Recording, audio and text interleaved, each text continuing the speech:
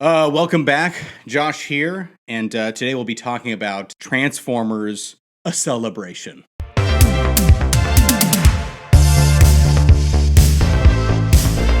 Let's talk a little bit about the story behind Transformers. It came out in 1984. It had, a stellar voice cast, and basically the story behind it was that, Marvel and Hasbro bought the rights to start making comic books, and then also a TV show, out of the very popular toys. Transformers, robots in disguise. I was able to go to a 40th anniversary showing that showed the first 4 episodes of the 1984 show.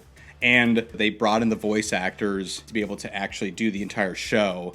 And for the first episode, you got to see them kind of, in their element. It was quite of a fun throwback to seeing how those cartoons looked. Every episode was just Megatron trying to steal energy from the Earth. That's the entire premise. You saw these voice actors, and they always have this kind of motion in which they Literally transform into, a voice actor. So they first start off being like, oh, wow, we're having a really good day. And then all of a sudden they become a voice actor. Now we're having a very good day. Point is, I thought it was kind of fun to see Peter Cullen and all those guys literally embody their Transformers. One of the weirdest things is that Megatron's transformation is from a giant dude into a small gun, something like Starscream, who wants to take his job, will take a hold of and shoot at the enemies, even though Megatron can shoot his blaster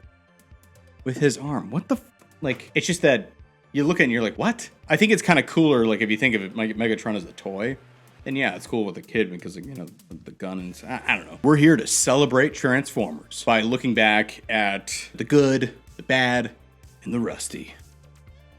Yeah, that's right. Get what I did there? It was Rusty was like a joke. It was a joke because of the metal. Because of metal. You get it. So join me at looking back at these movies.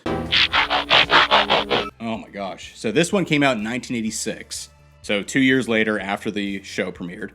And holy shit, is it not the coolest animated movie? I can only say good things about this. There's a really great moment when Optimus Prime is fighting Megatron. And he's like, flipping over and shooting at the other Decepticons while Stan Bush is playing in the background. Basically, Stan Bush was like the mascot for this soundtrack, which was just so amazing. If you listen to Dare or The Touch, just pumps you up. Just talking about the good. Peter Cullen, Frank Welker, Leonard Nimoy, Orson Welles. He thought he was actually just playing the toy, like a toy Unicron, not actually a toy adaptation into a character that is in a movie.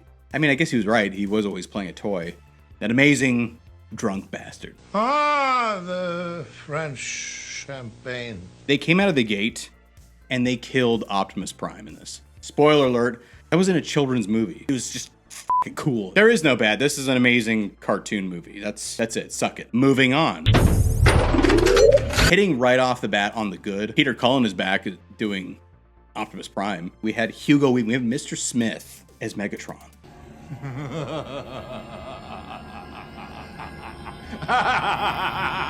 The biggest highlight is Shia LaBeouf. His energy throughout the entire trilogy that he was a part of has never been matched. And I feel like that once he left, the entire trilogy went down.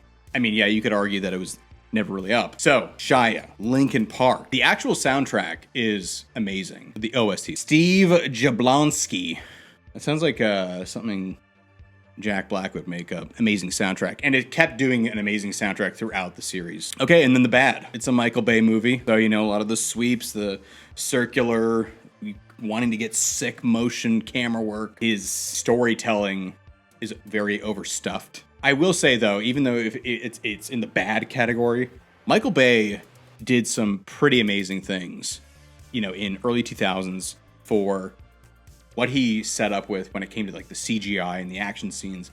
And the fact that there were things that he just envisioned on set that were real that weren't actually there. Even with the flips of the cars, he had, I don't know. You'll see this kind of, as part of a grand theme or whole of it all. There's like just shameless advertising in this. Okay, and during that time, we could tell, really do, we get it, you're like going out for all these markets and blah, blah. Like you're just trying to hit as much as you can. It's a bummer. On to the next.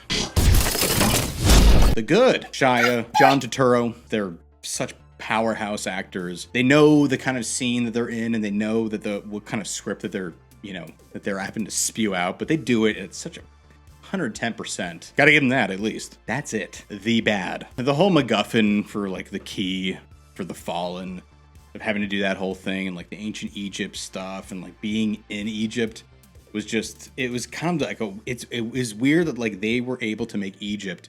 I get it, where even like with dunes and sand and all that other shit, but they made it so fucking boring. It just kept getting boring and more boring. Those Constructicon things and their balls. I am directly below the enemy scrotum. Why? The Good. Peter Cullen, still here, still Optimus Prime, and Leonard Nimoy is back as another Prime. But cool twist. Also, Shia.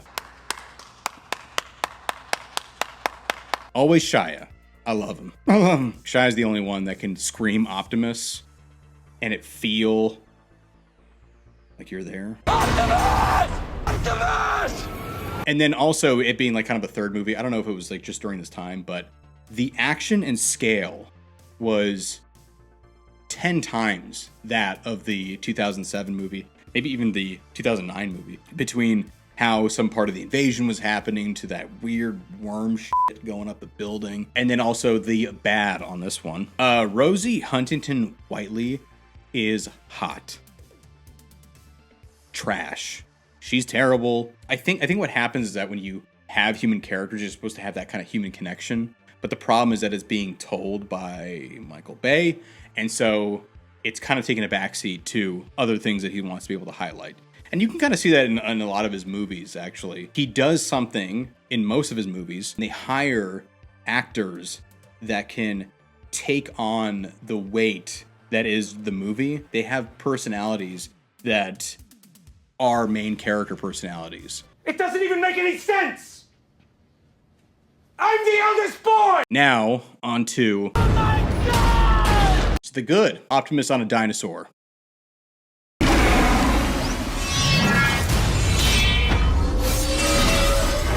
Bay really knows how to edit a scene as well as create the choreography between how sound and destruction work, interweaving of both within the edit itself, within the film. John Goodman as Hound. I mean, the dude that had like a cigar and like, bullets for a beard. Bay just brought in somebody that can take on those scenes that like you're kind of distracted by being like, oh, that is actually kind of fun. But then when you take a step back, you're like, oh, this is kind of stupid. And then this is just kind of like, yes, this is a very spoiler thing if you haven't seen these movies. But like, I mean, what are the odds? Why are you clicking on this if you haven't seen the movies? T.J. Miller's death was kind of a shock, but hilarious.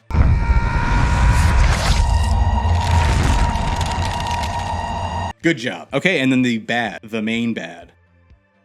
Mark Wahlberg is an inventor. I'm an inventor.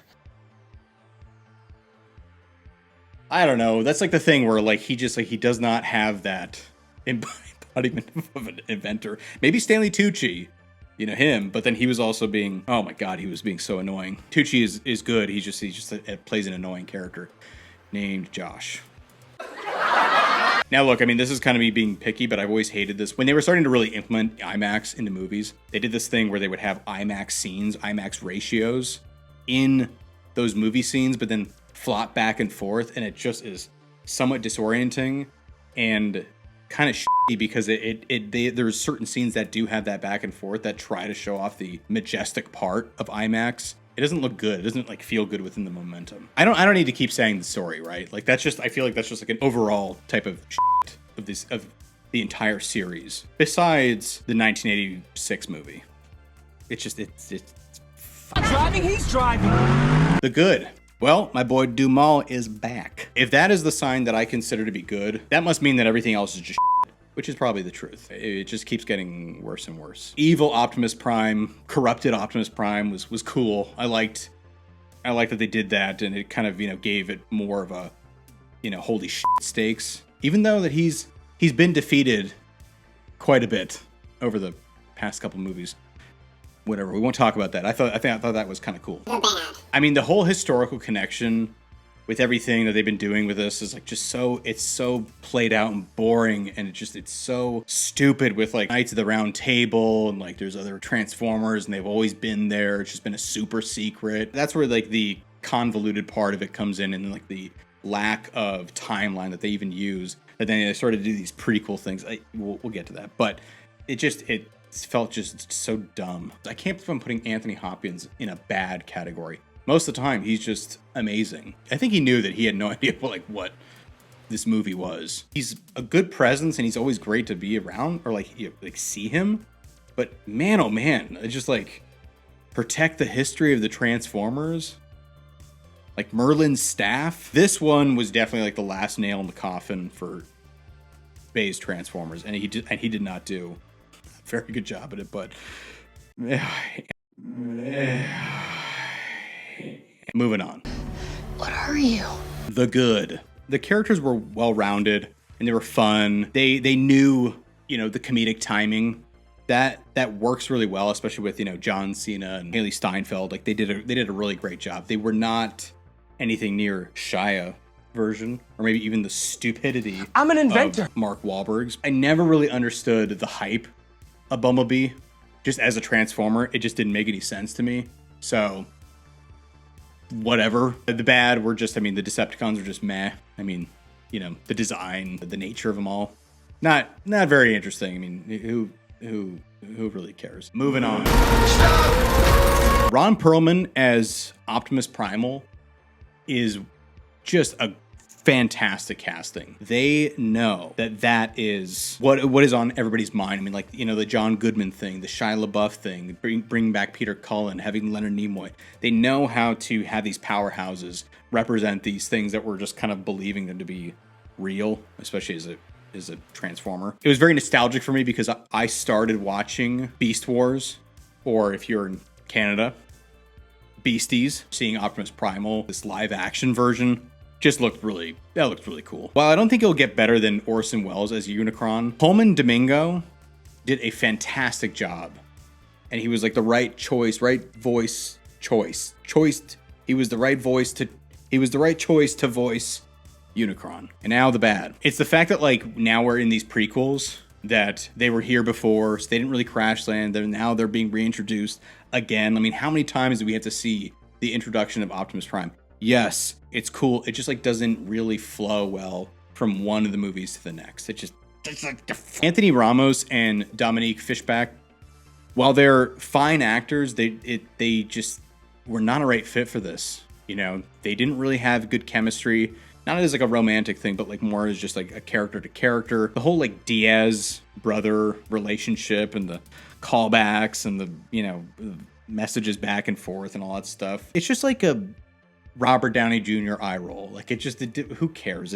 And then lastly, the upcoming movie. I don't know. I think it kind of looks fun. Now that they're going to be taking more of a childlike approach, I guess you could say. I think we're going to see a little bit more of a callback to the 1986 version, that it is a cartoon, that it is fun, that it is kind of, well-rounded in that sense. At the end of it all, what is your favorite Transformers movie and why? Why does everyone hate the Michael Bay versions? Why does everyone hate Michael Bay? And last question, Michael Bay? All right, that's it. I've been Josh. Thank you for tuning in. Thank you for listening to me rant the good, the bad on all the Transformers movies. Love to hear your opinion. And just like those voice actors at the beginning for this 40th anniversary, for the celebration that is Transformers.